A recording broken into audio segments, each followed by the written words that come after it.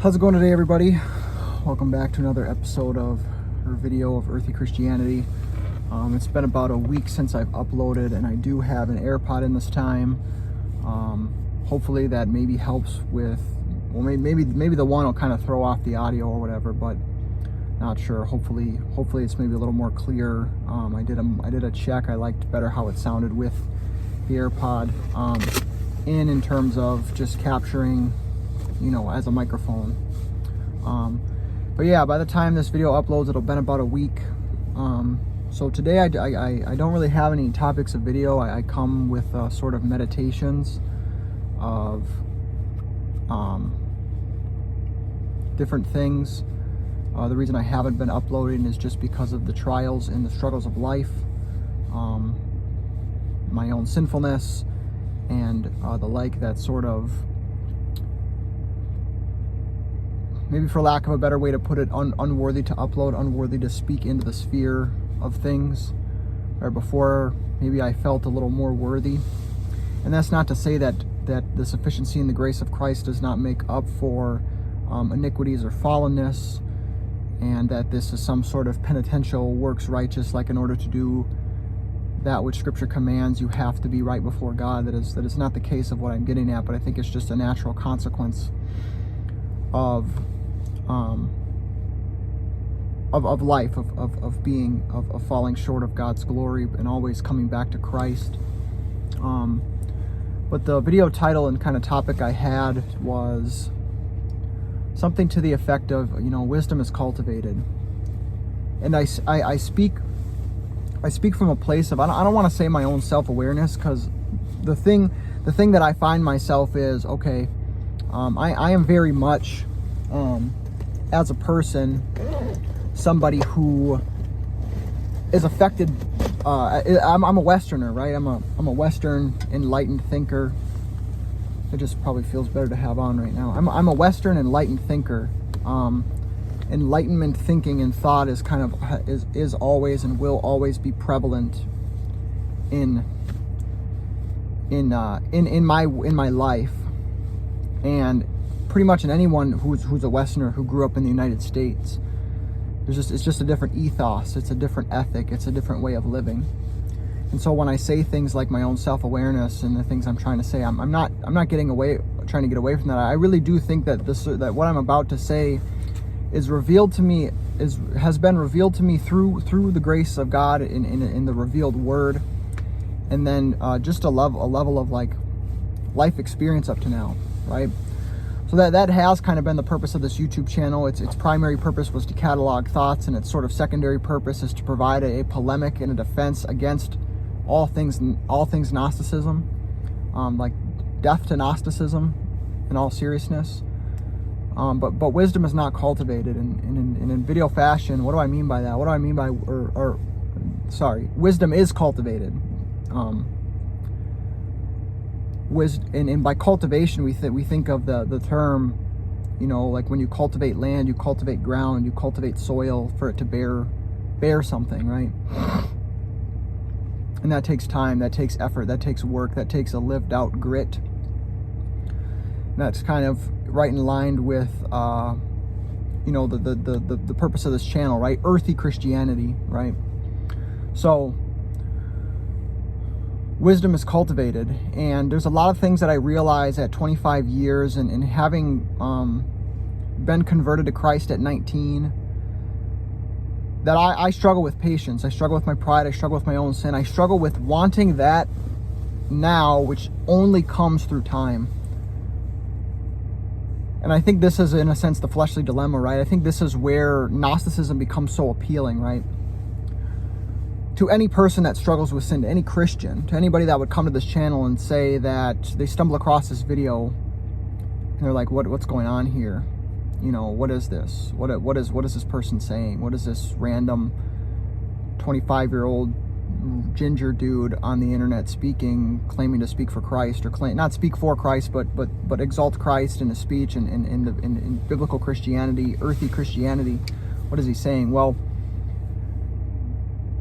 I try to cultivate wisdom. I want wisdom now. And I fail to trust, again, the eternality of God who is outside of time but stepped into time, of God. And this is in a sense very providential in the Advent season, right? Like Advent, the first Sunday in Advent just happened, and you know, I've been trying to follow the church calendar, you know, this year or in these seasons of my life, to understand that, you know, I as the Christian live in a different timeline. I'm not on the world's timeline in that sense, although I live in the world. I'm not of the world. And so in this Advent season, it's very clear to me in the sense that, and it's causing me to think of, even as I speak, like, you know, the God-man Jesus Christ incarnated into this world and stepped into his creation. That which he upheld, he came into. He beheld and stood and held dirt in his hands, and was a carpenter and wood and fashioned.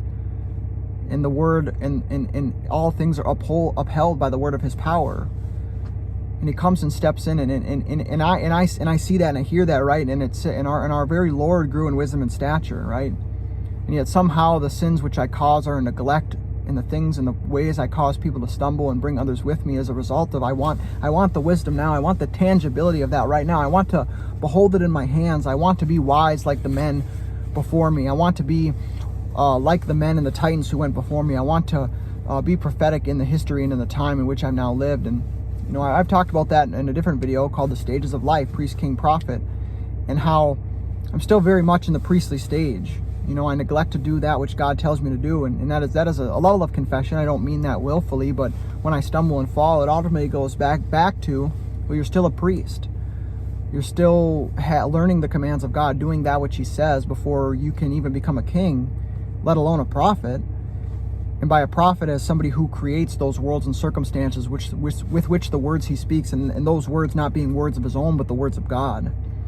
He comes and speaks the words of God. And so, you know, I kind of come with these meditations of, you know, wisdom is cultivated. It's not ephemeral. It's